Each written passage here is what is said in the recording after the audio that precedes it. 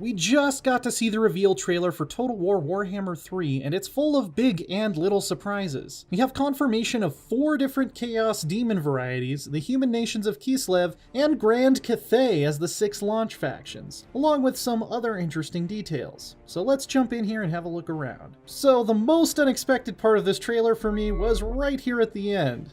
What? They're adding the eastern lands of Grand Cathay, which is basically Warhammer's equivalent of China. And it's not only going to be on the map, they'll also be a playable faction at launch. Cathay has only had bits and scraps of lore before now, so Creative Assembly is working closely with Games Workshop to basically create an entire new faction.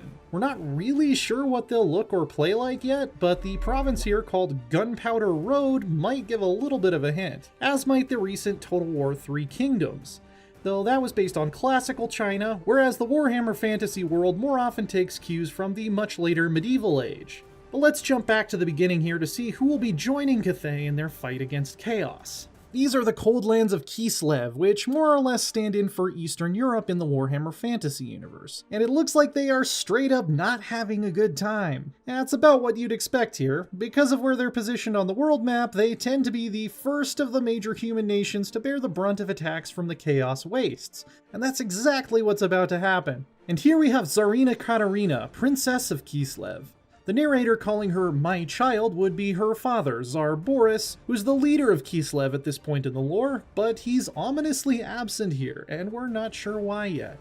And here they are, the 4 main Chaos Gods, each of which will be getting its own playable faction in Warhammer 3.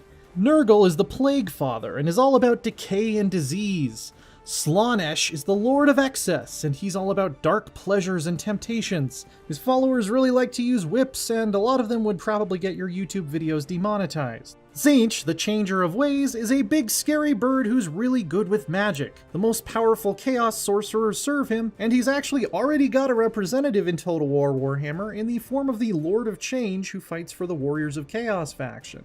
And finally, our boy Khorne! You've probably heard the battle cries, "Blood for the Blood God!" and "Skulls for the Skull Throne!" These are prayers to our big gory demon dad who loves nothing more than wanton slaughter, eviscerations, furniture made of bones, all that good stuff. We can see some Kislevite soldiers attending Katarina here. In the tabletop game, Kislev has gotten some models in the past, but they've never really been treated as a full faction like Empire or Greenskins. So a lot of these units will be brand new, developed in partnership between Creative Assembly and Games Workshop. The furry hats are, of course, a must. Kislev is inspired by medieval Poland, Russia, and Ukraine for the most part, and the influences are pretty clear. That's the moment we've all been waiting for. One of Kislev's signature units is Bear Cavalry. Their sigil is a bear, they ride bears, they really like bears. Personally, I can't wait to send these guys hurtling into a horde of goblins and watching the limbs fly. These winged lancers are inspired by the Polish winged hussars of medieval fame and glory, and they'll probably serve as a swift, deadly shock cavalry unit. Bears are awesome, but they're not as fast as horses.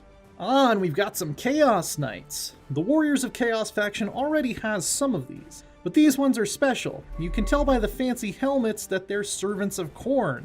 The big red guy really likes fancy helmets, don't judge. And they seem to be mounted on juggernauts, demons of Khorne that are like giant hounds of amalgamated flesh and metal. A worthy match for our bear boys.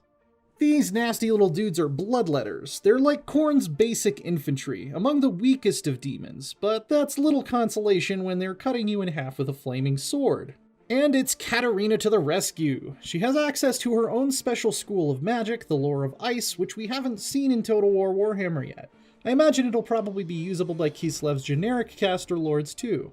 Things are about to get hairy though. That right there is a Bloodthirster, a greater demon of Khorne and one of the most deadly melee creatures in all of Warhammer Fantasy. It could probably take on this entire unit of infantry by itself and still be ready for more, but I think Katarina has other plans. So there we have it. Kislev and Cathay will be facing down the forces of Nurgle, Slaanesh, Tzeentch, and Khorne sometime later this year. Which faction are you most excited to play?